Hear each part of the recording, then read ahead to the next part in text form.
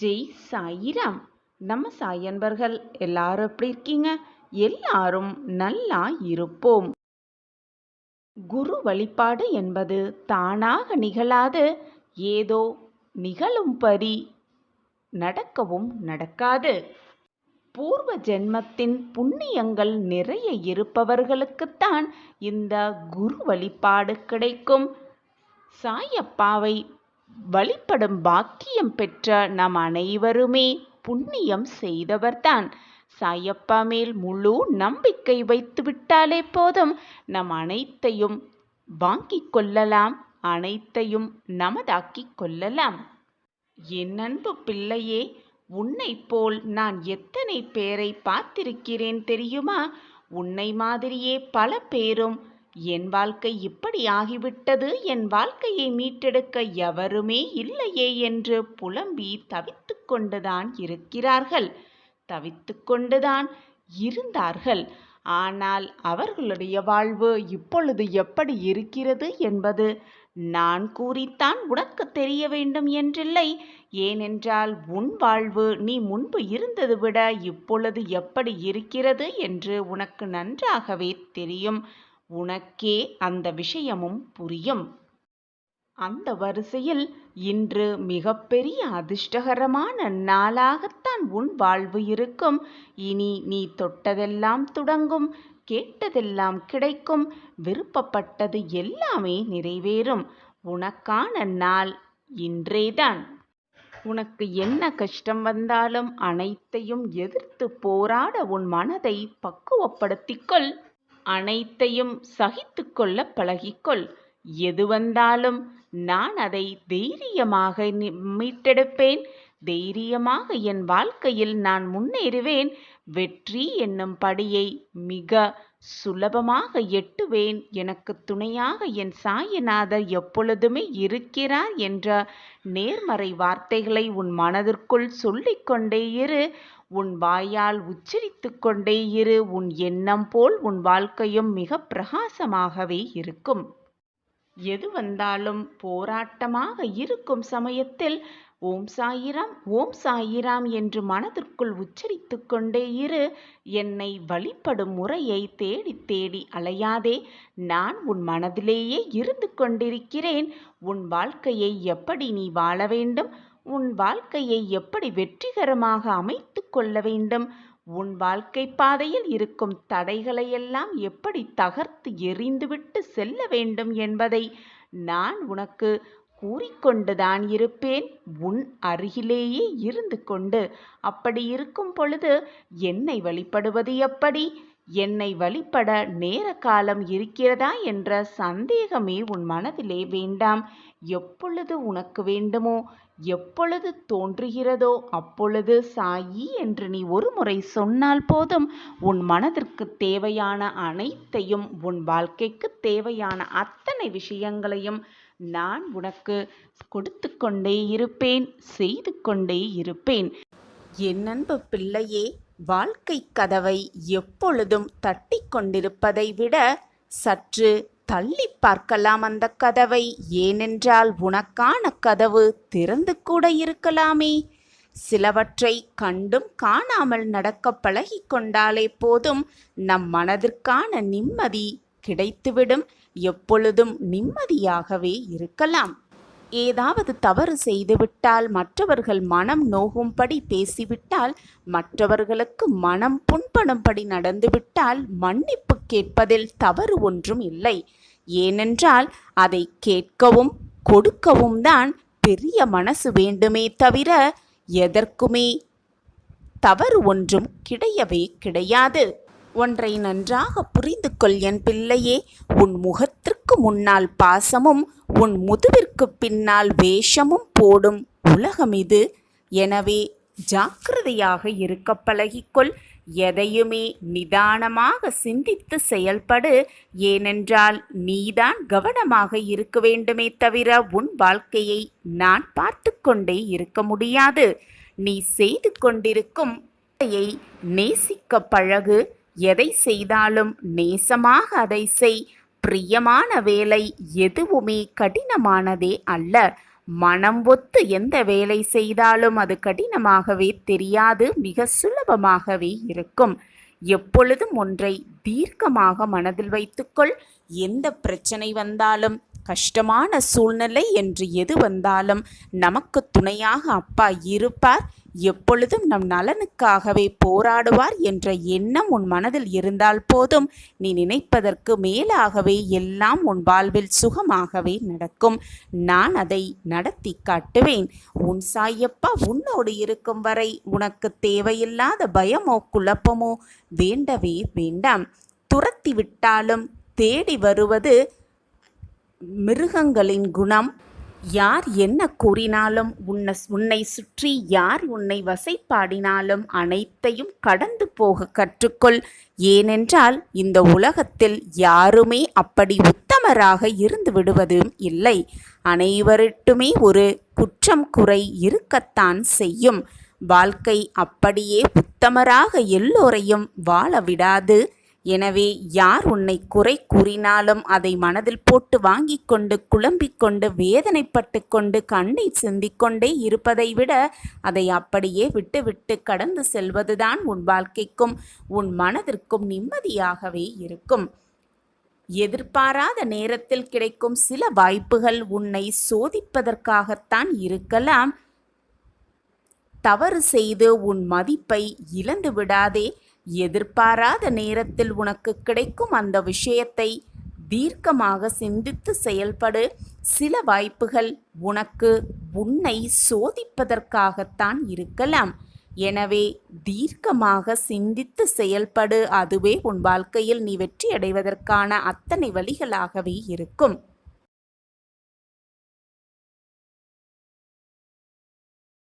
நான் எப்பொழுதுமே உன் அருகிலேயே இருந்து கொண்டிருக்கிறேன். உன்னுடைய இதயமே என்னுடைய இருப்பிடம். உன் மனம் எதை நினைக்கிறது, எதற்காக உன் மனம் ஏங்குகிறது, எது கிடைத்தால் உன் வாழ்வு சந்தோஷமாக இருக்கும் என்று நீ ஆசைப்படுவது எல்லாமே உனக்கு நான் நிகழ்த்தி வைப்பேன். யார் என்னை முழுமையாக நம்புகிறார்களோ, என்மேல் அளவு கடந்த பாசத்தையும் அன்பையும் பொழிகிறார்களோ, அவர்கள் என்னை நிச்சயமாக காண்பார்கள். அவர்கள் முன்பாக நான் அவர்கள் கண்களுக்கு தெரியும்படி அனைத்து அற்புதத்தையும் செய்வேன். பல ஆறுகள் எல்லாம் சேர்ந்து கடலோடு ஒன்றாக கலப்பதைப் போல என்மேல் முழுமையாக நம்பிக்கையும் பக்தியும் வைத்திருப்பவர்கள் அனைவரும் ஒன்றாக சேர்ந்து என்னோடு கலந்து விடுகிறார்கள். சாயப்பாவின் ஆசிர்வாதம் எப்பொழுதும் அனைவருக்குமே கிடைத்து கொண்டு உலகத்தில் செய்ய வேண்டிய வேலையை, செய்ய வேண்டிய கடமையை செய்யாமல் இருக்கக்கூடாது. நமக்கு என்ன ஒதுக்கப்பட்டதோ, நமக்கு என்ன விதிக்கப்பட்டதோ அதை முழுவதுமாக செய்து கொண்டே இருக்கலாம்.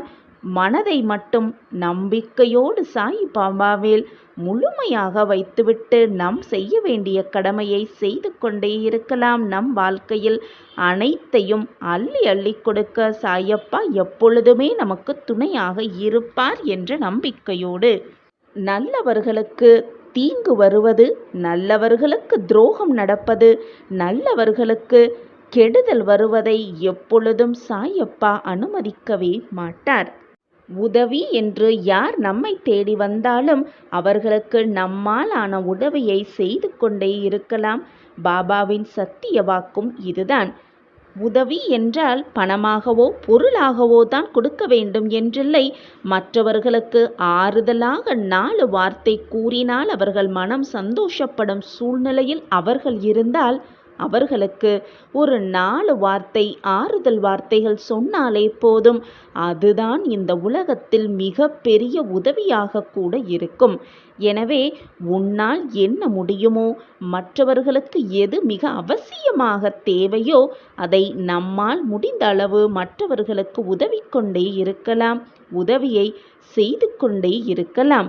நம்மளுடைய கர்மாவை கரைப்பதற்கான மிகப்பெரிய ஒரு அற்புத வழியும் அதுவே. பார்ப்பதற்கு எது இன்பமாக தெரிகிறதோ அது உண்மையில் இன்பமாக இருக்கவே இருக்காது. போலத்தான் நமக்கு வரும் துன்பமும் நம் துன்பத்தை நாம் பார்த்து அந்த துன்பத்தை அதால் நமக்கு கற்றுக்கொண்டு நம் வாழ்க்கையில் எப்படி வாழ வேண்டும் என்ற அறிவுரையை பெறுவதற்காகத்தான் துன்பம் நம்மை நோக்கி வருகிறது. அந்த துன்பத்தை நாம் எப்பொழுதும் அனுபவித்து கொண்டே இருக்க வேண்டும் என்ற எண்ணத்தில் சாயப்பா அந்த துன்பத்தை நமக்கு கொடுக்கவில்லை.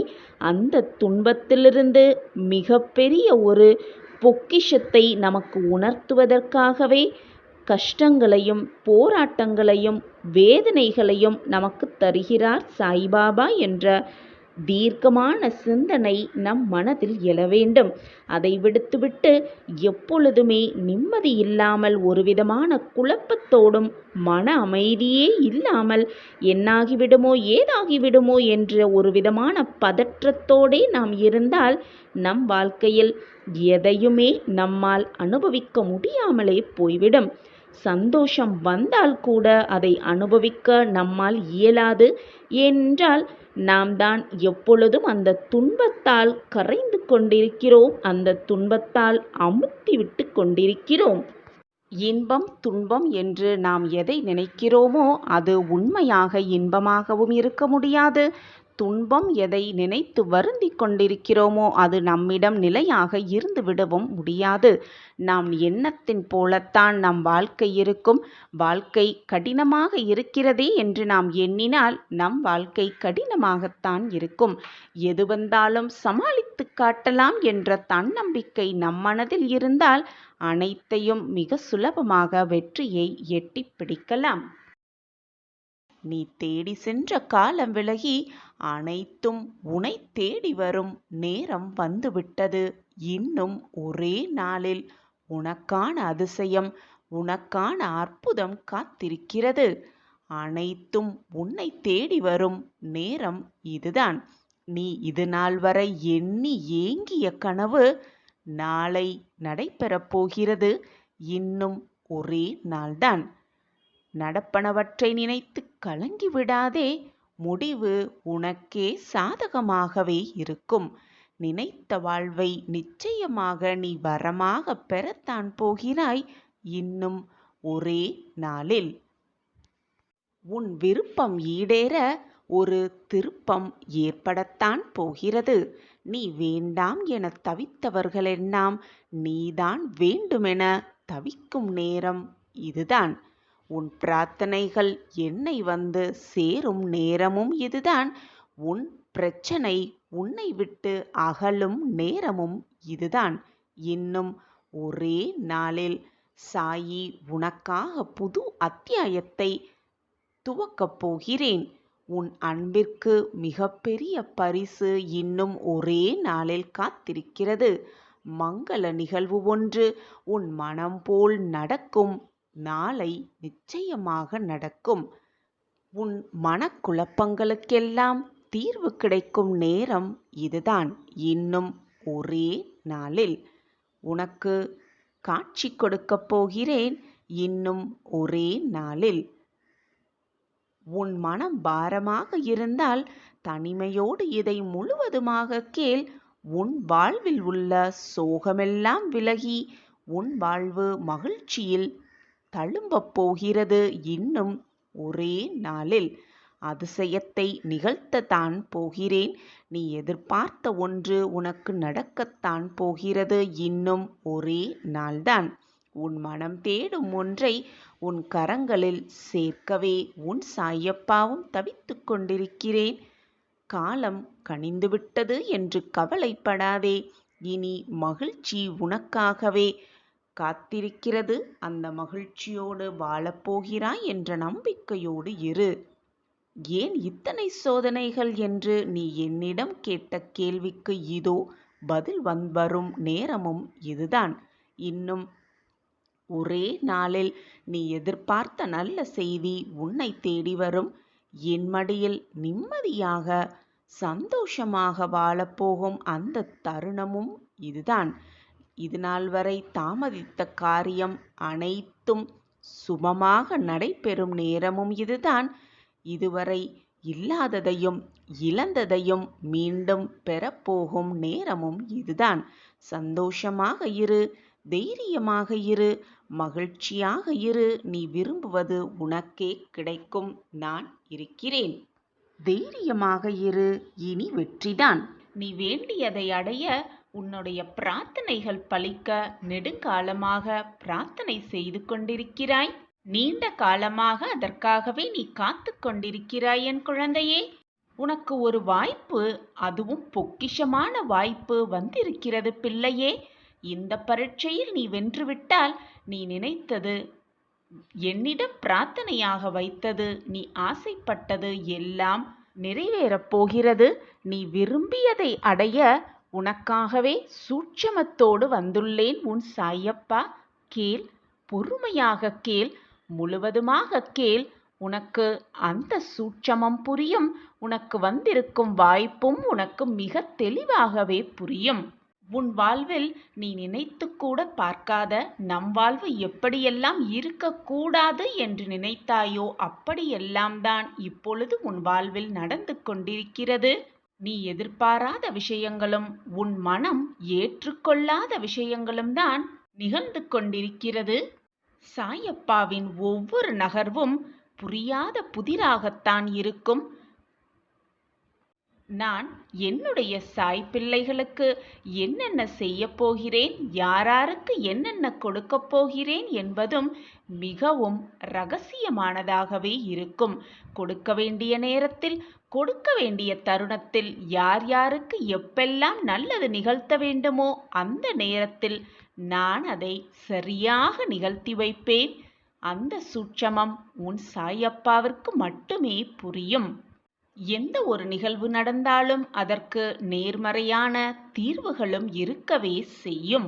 நடக்கும் நிகழ்வுகளை அப்படியே ஏற்றுக்கொள்பவர்கள் ஒரு சிலர், அதே நிகழ்வுகளை சந்தோஷமாக ஏற்றுக்கொள்பவர் வேறு சிலர், அதே சூழ்நிலையை எனக்கு மட்டும் ஏன் இப்படி வந்து கொண்டே இருக்கிறது என்று சலிப்போடு ஏற்றுக்கொள்பவர் வேறு சிலர்.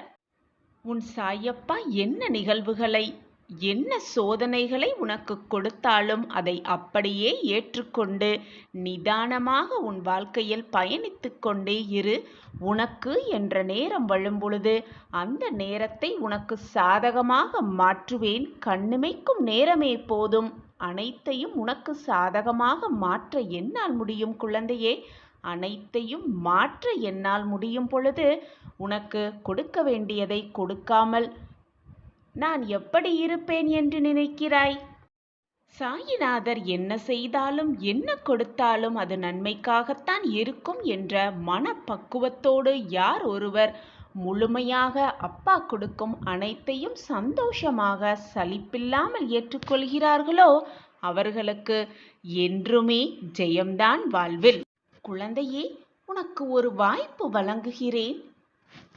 உன் வாழ்வில் எந்த ஒரு நிகழ்வு நடந்தாலும் என் சாயப்பா நல்லதற்காகவே இதை செய்கிறார், என் வாழ்வை மீட்டெடுக்கவே என் அப்பா செய்கிறார் என்று நல்ல எண்ணங்களை மட்டுமே நினைவில் வைத்துக்கொள்.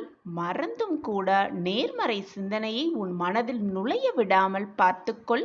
இப்படி இருந்து பார்.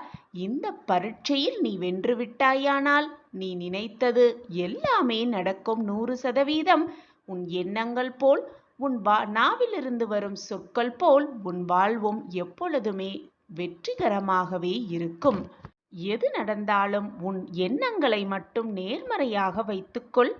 எதிர்மறை எண்ணங்களை மறந்தும் கூட உன் எண்ணத்தில் நுழைய விடாதே.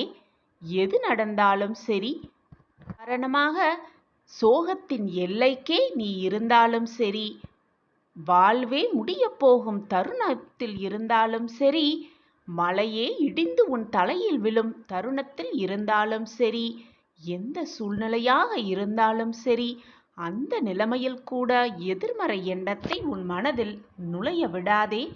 எப்பொழுதும் நேர்மறையாகவே நில். இது நடப்பது நன்மைக்கே.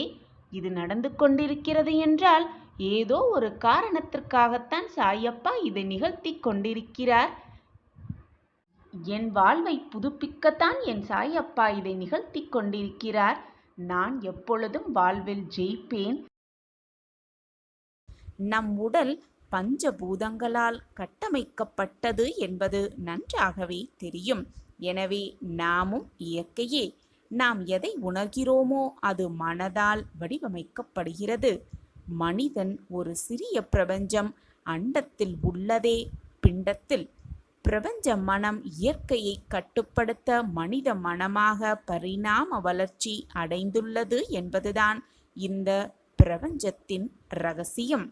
இது தெரியாமல், பிரபஞ்சத்தை புரிந்து கொள்ளாமல் நான் தேடுவது எனக்கு கிடைக்குமா கிடைக்காதா, நான் எதிர்பார்ப்பது எனக்கு நடக்குமா நடக்காதா என்று ஏக்கத்தோடு வாழ்க்கை வழியே இல்லை, வாழ்க்கையை வாழ்வதற்கு வழியே இல்லை என்று தவித்து கொண்டிருக்கிறாய். நான் இதை உன்னிடம் சேர்ப்பதற்காகவே, வாழ்க்கையை எப்படி வாழ வேண்டும், வாழ்க்கை என்றால் என்ன என்பதை உனக்கு புரிய வைப்பதற்காகவே, உன்னை காப்பாற்றுவதற்காகவே உன்னை வந்து நான் சேர்ந்திருக்கிறேன். பறவையின் காலில் கயிறு கட்டி இழுப்பது போல உன்னை என் பக்கம் நான் இழுத்திருக்கிறேன். நீ சற்றும் எதிர்பாராத அதிசயத்தை நான் உன் வாழ்க்கையில் நிச்சயமாக நிகழ்த்துவேன். அந்த அதிசயம் உன் வாழ்வில் நிகழும் அந்த தருணத்தை நீயும் எதிர்நோக்கி காத்து கொண்டிருக்கிறாய்தானே?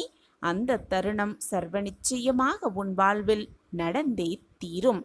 உன் வெற்றிக்கான காரணமும் அதுவாகத்தான் இருக்கும். உன் வாழ்க்கையில் பல அவமானங்கள், பல போராட்டமான சூழ்நிலைகள், யாரையும் எதிர்கொள்ள முடியாத சூழ்நிலைகள் என்று பல உன்னை சந்தித்திருக்கலாம், பல உன் வாழ்வில் நிகழ்ந்திருக்கலாம். ஆனால் எது வந்தாலும் தைரியமாக எதிர்த்து நின்று எந்த ஒரு கஷ்டமான சூழ்நிலையும் தாண்டி வந்தால்தான் வாழ்க்கையில் வெற்றியை அடைய முடியும் என்பதை தெள்ளத் தெளிவாக புரிந்து கொள். நான் உன்னோடு இருக்கும் வரை எதற்குமே நீ கவலைப்படவோ வருத்தப்பட வேண்டிய அவசியமே இல்லை.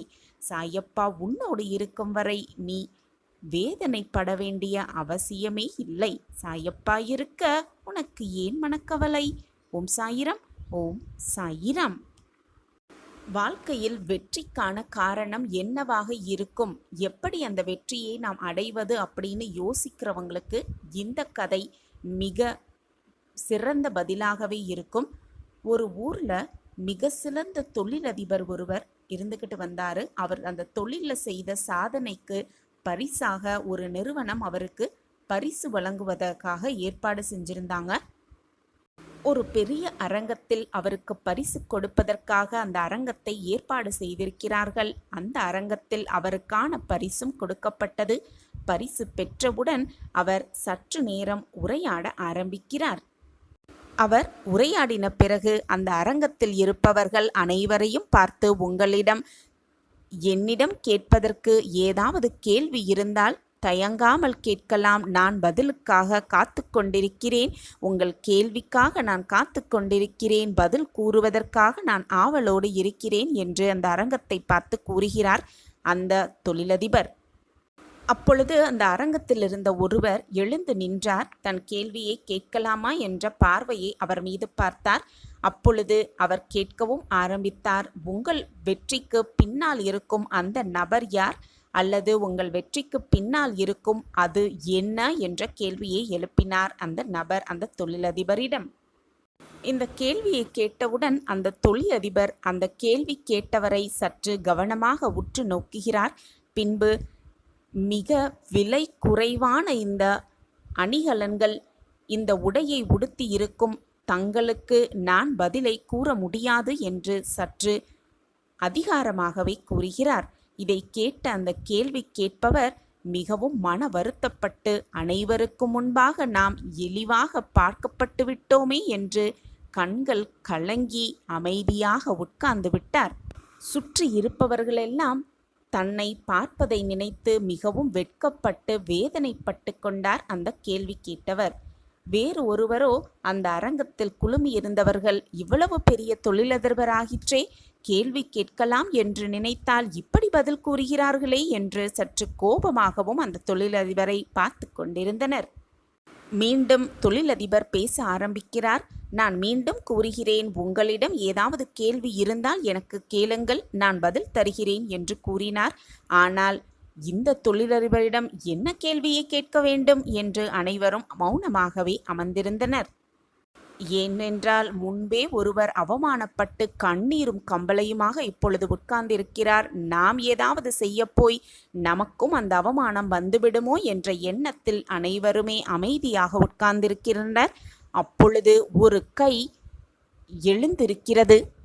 நான் கேள்வி கேட்க விரும்புகிறேன் என்று ஒரு மனிதர் கம்பீரமாக எழுந்து நிற்கிறார். அந்த நபர் கம்பீரமாக எழுந்து நின்று, நான் அதே கேள்வியை தான் கேட்கிறேன். உங்களுடைய வெற்றிக்கு காரணம் என்ன? உங்கள் வெற்றிக்கு பின்னால் இருக்கும் அந்த நபர் யார் என்ற கேள்வியை மீண்டும் கேட்கிறார் அந்த நபர். அப்பொழுது அந்த தொழிலதிபர் அந்த கேள்வி கேட்கும் நபரை ஏற இறங்க பார்க்கிறார். அவர் பெரிய ஆடம்பரமான உடை எதுவுமே உடுத்தவில்லை. சாதாரண ஒரு சட்டையும் பேண்ட்டும் உடுத்தியிருக்கிறார். காலிலும் மிக சாதாரணமாக தேய்ந்து போன ஒரு செருப்பை போட்டிருந்தார். உடனே அந்த தொழிலதிபர் அந்த நபரை உடனே மேடைக்கு வருமாறு அழைக்கிறார். அவரை வந்தவுடன் அவரை கட்டி அணைத்து, நீ வாழ்க்கையில் மிக அதிகமாக முன்னேறப் போகிறாய். உன் வாழ்க்கையில் வெற்றி பெறுவதற்கான அத்தனை சாத்தியக்கூறுகளும் உன்னிடம் இருக்கிறது என்று ஆனந்தமாக கூறுகிறார். அப்பொழுது அங்கு கூடியிருந்த அனைவருக்குமே ஆச்சரியம். ஏனென்றால் அதே கேள்வியை தான் இருவரும் கேட்டனர். ஒருத்தரை அவமானப்படுத்திவிட்டு கண்ணீரும் கம்பளையுமாக உட்கார வைத்து விட்டார். மற்றொருவரை அதே கேள்வியை கேட்ட பிறகும் மேடையில் ஏற்றி அவரை கௌரவப்படுத்தி அவரை அரவணைத்தும் கொள்கிறாரே என்ற ஆச்சரியம் எல்லோர் மனதிலும் எழுகிறது. இந்த தொழிலதிபருக்கு என்னதான் ஆயிற்று என்று அனைவரும் குழப்பமாக இருக்கும் அந்த சூழ்நிலையில் மீண்டும் தொழிலதிபர் பேச ஆரம்பிக்கிறார். நான் இன்றைக்கு மிக சிறந்த தொழிலதிபராக இருக்கிறேன். சுற்றி இருப்பவர்கள் அனைவருமே வியக்கும் வண்ணமும் பாராட்டும் வண்ணமுமாக நான் வாழ்க்கையில் வாழ்ந்து கொண்டிருக்கிறேன். நான் இந்த நிலைமைக்கு மிக சுலபமாக வந்துவிடவில்லை. நான் மிக அடிபட்டு என்னுடைய உடை, நடை, உடை, பாவனை என்று அனைவருமே என்னை ஏளனமாக பார்க்கும்படிதான் பார்த்துவிட்டுதான் நான் இந்த நிலைமைக்கு வந்திருக்கிறேன். என்னை ஒரு மனிதனாக கூட மதிக்காத இடத்திலும் நான் வாழ்ந்திருந்தேன். என்னுடைய உடை இப்படி இருக்கும் பட்சத்தில் என்னால் சரியாக பேசுவதற்கான திறமையும் கூட என்னிடம் இல்லாததால் என்னை ஒரு மனிதனாக மதித்து என்னை சுற்றி இருப்பவர்கள் பேசக்கூட தயங்குவார்கள். அப்படியாப்பட்ட சூழலிலிருந்துதான் நான் இன்று நிலைமைக்கு வந்திருக்கிறேன். இப்படி பலவிதமான கஷ்டங்களை அனுபவித்துதான் நான் இப்பொழுது தொழிலதிபராக ஆகியிருக்கிறேன். பல இடங்களில் என்னை ஏளனமாக பார்த்திருக்கிறார்கள். என்னுடைய நிறத்தை வைத்து, உடையை வைத்து, நான் பேசும் பேச்சை வைத்து, எனக்கு முன்பாக நன்றாக பேசுவது போல பேசினாலும் எனக்கு பின்பாக பல ஏளனங்களை நான் சந்தித்திருக்கிறேன்.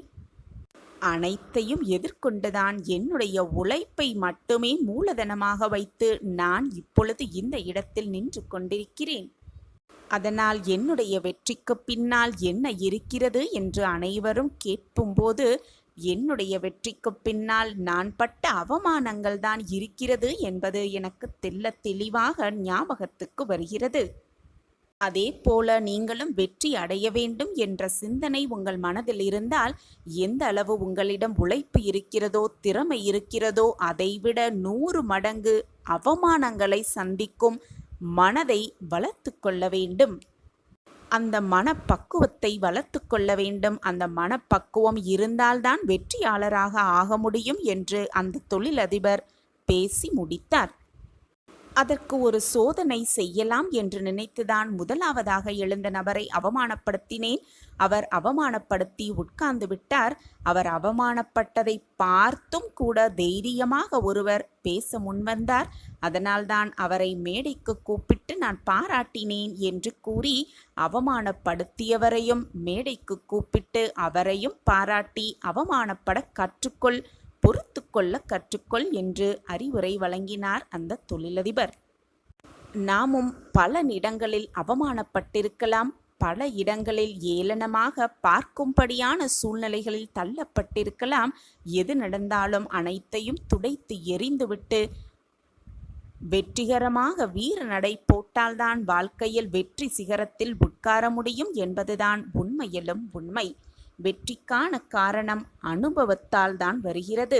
அவமானங்களை சந்தித்தால்தான் வெற்றி கிடைக்கும் என்பதை தெள்ளத் தெளிவாக புரிந்து கொண்டாலே சற்றும் எதிர்பாராத அதிசயத்தை நம் வாழ்வில் நாம் நிகழ்த்தலாம்.